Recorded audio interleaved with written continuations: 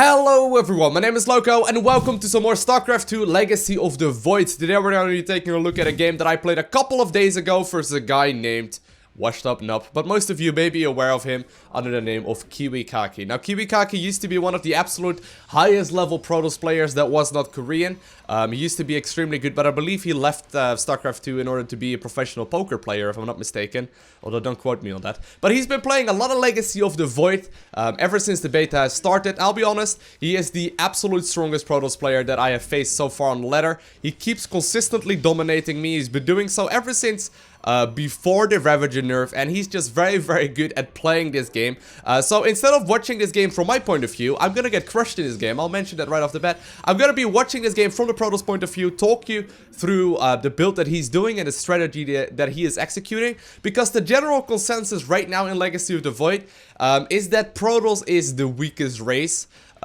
Simply for the fact that, you know, they have a hard time surviving the early game. Now, ever since the Ravager nerf, you know, the Protoss players have had a relatively good time, and I think this should give you a good indication of the possible strengths that Protoss does have. So, Kiwikaki, right from the beginning of Legacy of the Void, has been changing up build orders. What I've noticed that most of the Protoss players that I've been facing on the ladder, they just sort of went for the heart of the swarm build orders, and you know, they tried them out and they realized, hey, that doesn't really work. Now, what is Kiwikaki going for? He actually went for a gateway into a cybernetic score. So, quick second gateway, and he's gonna go for this simply to make some adepts early on. Now, this is gonna be some very early adept play. In the meantime, I've decided to go for a hatchery into a gas geyser into a spawning pool to get that early zerking speed out. But I want to show you how much damage adepts can do early on if microed properly. So maybe my build is a little bit too greedy and maybe I shouldn't be going for a hatch gas pool. But honestly, this build that Kiwikaki is going for right here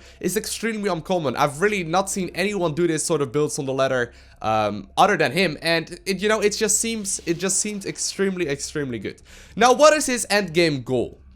Most games that I've played against him, he's been going for massive Stargate play. He's going for the carrier aggression into, you know, the other things that you have with Void Rays and all these kind of awesomeness. But he tends to be opening up with these adepts and then goes for the Stargate right away. Now, in this specific game, he doesn't actually end up going for the massive amounts of Stargate units, but instead goes for a relatively quick third base and then goes for about, I believe it's a 5 or a 6 gate aggression with +1 attack.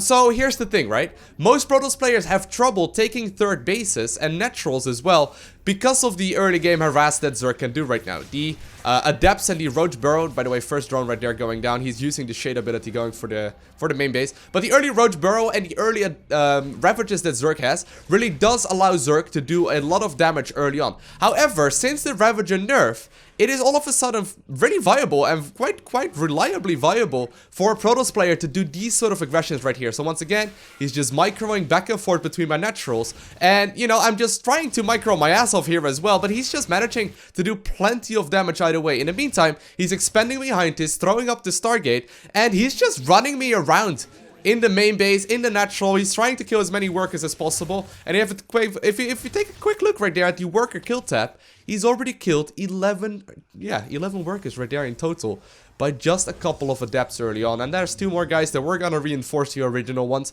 But I would say 11 workers for 2 adepts is pretty good, right? So this is the thing, right?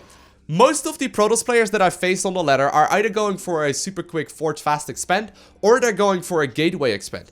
Literally no one on the ladder is doing this. No one is actually going for this build. If every single Protoss player would be going for the double adept aggression early on, I'm pretty sure that all of the Zerg players will be opening up like 14 gas, 14 pool just to get that early zerking speed out, because otherwise you have an extremely hard time dealing with them. So I personally think the Adept is a little bit underused right now. It's extremely powerful, has a lot of potential, because it allows you to be safe, expand towards your natural, and most importantly, go up to a Stargate. Now, obviously, having out the Stargate will give you the option to go for either the counter to Roaches, which would be a Void Ray, either to that or go for Phoenixes, which would be basically killing every single Overlord. But in most of the games that I've played against Kiwikaki, he decides to go for Oracles. Now, Oracles obviously still have their good old abilities in the fact that they can nuke down mineral lines very quickly if there's no defense. But they now also have this option to lay down a stasis ward. And what does a stasis ward do? You will see it in a second. But basically what you can do, you lay down this little mine. And it activates once a Zerg unit actually walks into it, or a Terran unit, or a Protoss unit for that matter. But once an enemy unit walks into it, it sort of like blocks everything from moving in a little circle around it. So you can do quite a substantial amount of damage with it. Now, in the meantime, as you can see, I've started transitioning towards +1/+1, a lair right there. As well as a couple of Spore Crawlers, because I've scouted that he is indeed going for this Oracle play. And I've been trying to drone up super greedily while still having a reasonable you know, tech path behind it as well. And you can see already in the supply counts, I have not been playing this perfectly, okay? Don't get me wrong. But in the supply counts, Kiwikaki right here is already getting substantially ahead. So I've been trying to drone up. As you can see, 5 workers right there in the production tab. If you have a quick look right now at income, it is going to be slightly ahead of the 40 Protoss player. And obviously, since I have the double upgrades, it sort of evens out a little bit. But these units that he has right now do allow him to basically expand towards a 3rd base already. Like, what am I really gonna do? Knowing that I don't really have very much economy because of the early game aggression that he did, he knows that I'm likely gonna be forced to drone up right now or go all in. Now, here's the stasis ward right there. I do manage to get a kill on the very first one that he puts down. But in the meantime, he's allowed to go for the 3rd base. Now, if I wanted to go for some aggression, what would I really do at this point? Would I go for Roaches and Ravagers? Maybe, but I know he has a Stargate out already, so do I want to go for, you know, walk into Void Race?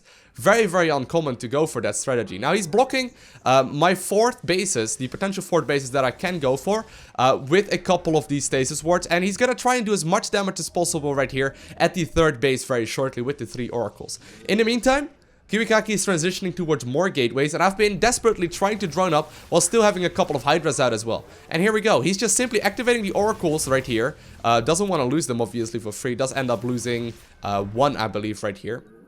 But obviously, 1 for a whole bunch of workers, once again, gonna be massively worth it. And in total, in this game, I've been trying to hang on desperately, but 19 workers have gone down. Now, I'm not saying that Protoss is underpowered or that Protoss is overpowered or anything like that. I just wanted to point out in this game that Protoss definitely does have very solid harassment options available to them right now. And it also shows you that there are some very, very strong pushes that you can do as a follow-up to these sort of harassments. It feels a lot like Zerg versus Terran right now, in the sense that Protoss needs to do some sort of early game economy damage, but they can still have a solid economy behind it as well, just like Terran does in Terran versus Zerg. Now, he is moving forward right now with a pretty big army. +1/+1 is done. This is a very gas-heavy army as well, because of the... Actually, it's only +1 attack, by the way. I said +1/+1. But it's a very gas-heavy army with those sentries as well. Ravagers would technically break force fields, but in my opinion, it takes a little bit too long for them to get down. I do have Hydralisk out, which usually are the hard counter to any kind of gateway army.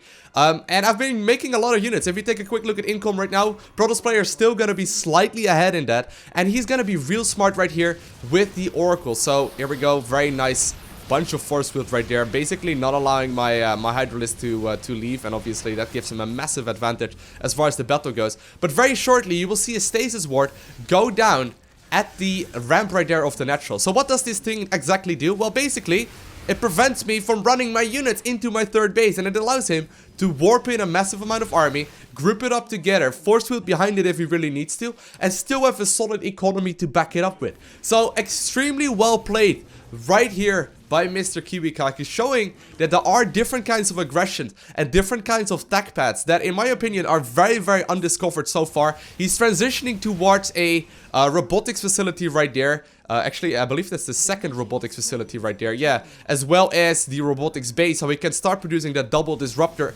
as well as the war prism harass, which he's been doing a lot as well. So there's a follow-up plan right here during the entirety of this game.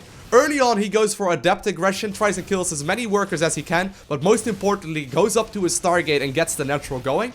Then once the oracles come out, he checks out whether or not he needs to really be worried. If he's not having, you know, if he doesn't really have to defend, and he did substantial amount of aggression early on with adepts, he will be able to transition towards the third base, do some oracle or do some harassment early on with the oracles, and then switch into this gateway aggression. And then as a follow-up, while constantly pressuring the Zerg, he's switching into this double disruptor play, which will allow him to basically win every single game as long as there is no Spire out. So, yeah, hopefully this game gave you Protoss players out there a couple of good impressions on how you can be playing Protoss right now. I definitely feel like Protoss has a lot of options that are undiscovered. For example, this adept play into Stargate, but even the Stargate into robotics, or the adept into robotics, or all these kind of aggressive moves that you can do and still safely expand and get an economy behind. I feel like a lot of these paths are still undiscovered, and hopefully this game at the very least inspired a couple of Protosses out there to give this race another try and to try and figure out aggressive moves that do work for the Protoss race right now, because honestly, the Heart of the Swarm stuff definitely does not help. Hopefully, this helped out a couple of you. If it did, make sure you hit that like button. Also, make sure you hit that subscribe button right below the video so you get a notification when I upload another one. I want to thank you guys all for watching. Have an amazing day. Do not forget to smile, and I'll see you in the next one. Bye!